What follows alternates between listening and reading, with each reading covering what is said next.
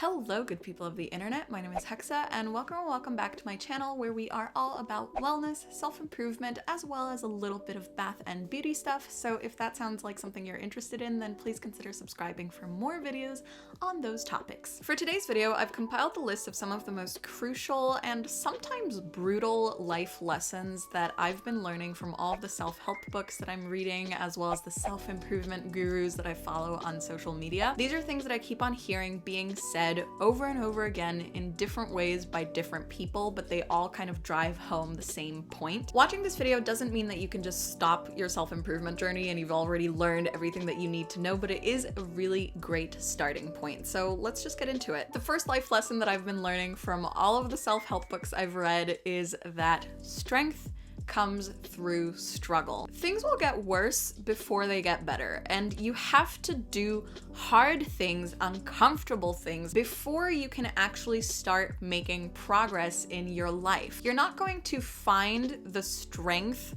to do the things you want to do by sitting around and waiting for the strength to come to you. This is something I'm still coming to terms with. You know, I'm going to therapy now, and for the longest time I was convincing myself that like after I do the therapy and after I solve my problems with anxiety and depression, then I will have the strength to do the things I want to do. But that's not how it works.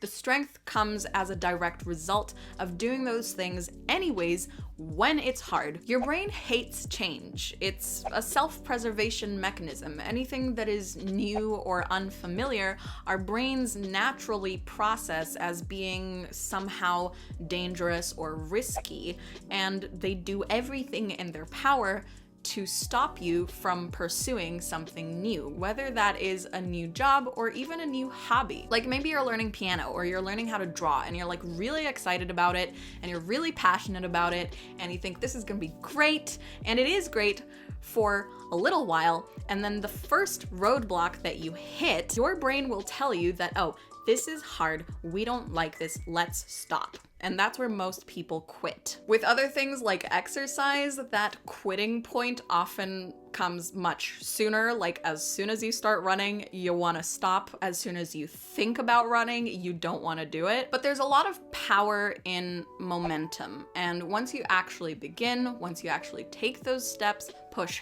through the fear, that's when you begin to grow. That's when you begin to make progress. What's essential to this growth is to stop choosing the easy path. The easy path may be comfortable and feels good and makes you feel on top of the world because you're accomplishing things without putting in a lot of effort, but in truth, it doesn't contribute to your personal growth at all, and not nearly as much, for sure, as doing difficult things. Every time that you step back from that line of suffering, you're actually just affirming to your brain that yes, this is dangerous, this is risky, we shouldn't do it. And it becomes harder over time to do those things. Whereas when you push through that pain and do those things anyways, your brain eventually has no choice but to get with the program and support you in your pursuit. Lesson number 2 is that success requires sacrifice. And this is one of those things that I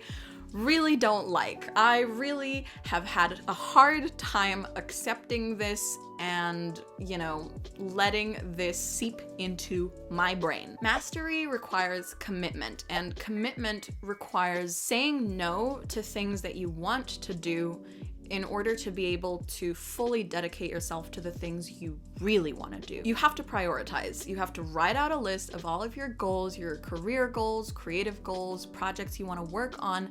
Write them on a piece of paper and cross out everything that is non-essential. There's something called the 25-5 rule, which is basically where you write out 25 career goals and you cross out all but 5 of them, and those 5 are the only ones that you're allowed to put your attention towards, and you just forget about everything else on that list. That's pretty much what you need to do. And it doesn't mean that you will never ever in your life be able to work on those other 20 things. If you come to a point where you find the time and you've already achieved mastery in the things that were your priorities and you're able to pursue other things now, then you can go back to that list. But in the meantime, while you're getting started, you really need to just pick like 2 or 3 top priority goals and dedicate yourself fully to those things without distractions. My hair looks insane, I've just realized. Lesson number 3, passion and discipline are king. Motivation cannot be relied upon. Motivation is fleeting. Some days you wake up and you're really motivated and you're really inspired and you really want to do the work, and other days you're just exhausted and you don't feel like it and you don't want to and you're frustrated and you just want to sit down and watch Netflix. You have to build the mental toughness to be able to force yourself to get out of bed, show up, and do the work every single day. It has to be non-negotiable. Everyone has that thing that drives them, that dream or that goal that is like their light at the end of the tunnel, and that vision has to be really, really strong every day so that when you wake up and you're not feeling good and you don't want to do it and you want to quit, you can remind yourself with strength and clarity why it is that you're doing what you're doing. And so that's why I think that discipline without passion is unsustainable. If you're working on something that you don't really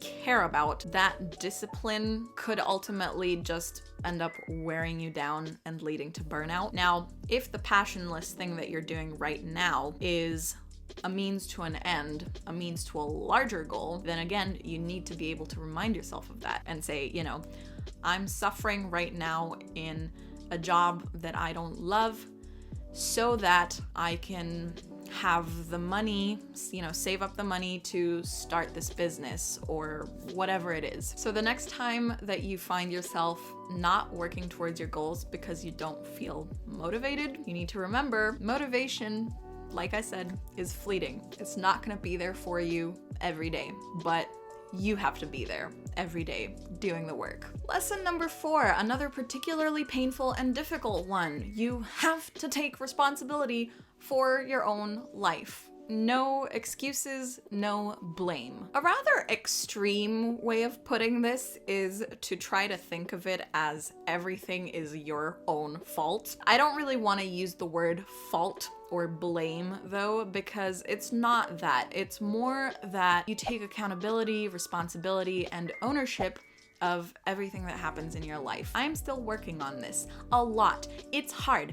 It's not fun, and I frequently revert back to finger pointing and blaming others and saying, this is why I am not successful. You can't do that, because when you do that, you're setting an external locus of control, meaning you are telling yourself that external forces control your life. And what happens when you do that is that you give your own power away. You feel powerless and hopeless over control of your own life. And that is a terrible place to be in mentally. When you look inwards at what you could have done to create better outcomes, you move into problem-solving mode, which is constructive and helpful and ultimately will lead you into a better place. It basically comes down to, do you want to choose problem solving or do you want to choose sulking? Because they are both options, but I think we can clearly see which one is the better option. Learn to use your unfair advantages rather than blaming your disadvantages. Learn to ask for help, but never expect it or feel entitled to it. Entitlement is a really, really dangerous feeling to have, because you end up in this place where everything is falling down around you and you're waiting for someone else to come and save you, and it's not gonna happen. They're taking care of their own lives and you need to take care of your own life. And again, if someone wants to help you, let them, but don't expect them to. That puts you in a position where, you know, you're stepping into nothingness, right? You're expecting that you're gonna step out and land on something, and that something can disappear like this. You need to learn to look at yourself and ignore all the reasons why you can't. Stop using them as excuses and instead turn your attention to all of the reasons why you can. All of the privileges that you have that other people don't have. That's the most empowering thing. That's the most empowering mindset to have. And that is what is ultimately going to take you further in life. And the last lesson I'm going to share with you guys today, I am sure you have heard this being said by every personal finance and self-improvement guru on YouTube and Instagram. Passive income is the goal. If you can make income, if you can make money without actively working, that frees up your time to work on all of those 20 goals that you had to cross off your list when you were doing like the 25-5 exercise. Whoever you are, whatever you do, there's probably some form of knowledge or experience, something that you can share, some value that you can give to others that you can find a way to make passive income off of. I'm not saying it's gonna be easy. I'm not saying it's not gonna take time. It probably will be difficult and it probably will take time and you'll probably have to do a lot of research and learn a lot of new things. But I think pretty much anyone who is watching this video right now has something that they can do to make passive income online. I'm still figuring this out myself, but I know it's possible and I'm actively looking for ways to accomplish a reliable form, a reliable source of passive online income. Let's all stop kidding ourselves. Money is important. We all want more of it. And the more of it we can make in exchange for less time and effort, the easier and better and happier and freer our lives are going to be. Having passive income helps you pursue hobbies that you previously didn't have time for. It helps you spend more time with your family or more time with your friends or on vacation or doing fun things. It affords you more time to work on yourself, on your personal development, your education, on personal projects, writing a book, starting a YouTube channel, all of these things. And hopefully one day I'll have it all figured out and then I'll be able to share my tips and what I've learned with my audience. But you know, I'm still in those beginning stages, right? Because these are all things that I know that these things are true, but it still takes a lot of time and a lot of work and effort and energy to really let them sink in and to really figure out how you can live by these life lessons and these rules of life. So that was everything I had to share with you guys today. Now, let me be clear. This video does not mean you can stop reading self-help books. Keep reading self-help books because it often takes hearing the same thing over and over again multiple times before it really starts to sink in and you actually start to change your life in that direction. Einstein said that the definition of insanity is doing the same thing over and over again, expecting different results. But oftentimes we're making the same mistakes in different ways, and it's hard to identify the fact that it's actually the same mistake being repeated. And that's why it can take a while to learn these life lessons and to make these changes to your lifestyle and your mindset. So keep doing the work. Keep reading the books, making the small lifestyle and habit changes, keep watching the TED Talks and doing all those good things. Self-improvement is an endless journey because there is no perfect and things can always be better. You can always be making more money, you can always be happier, you can always be healthier, you can always find things you're more passionate about, so there is no end point. But I hope this video helped get you started in the right direction, and if you liked it, please go ahead and like, comment, subscribe, and share this video to help somebody else improve their life. You can also follow me on social media. All of my links are down below. Thank you guys so much for watching this video, and I will see you all in the next one. Bye!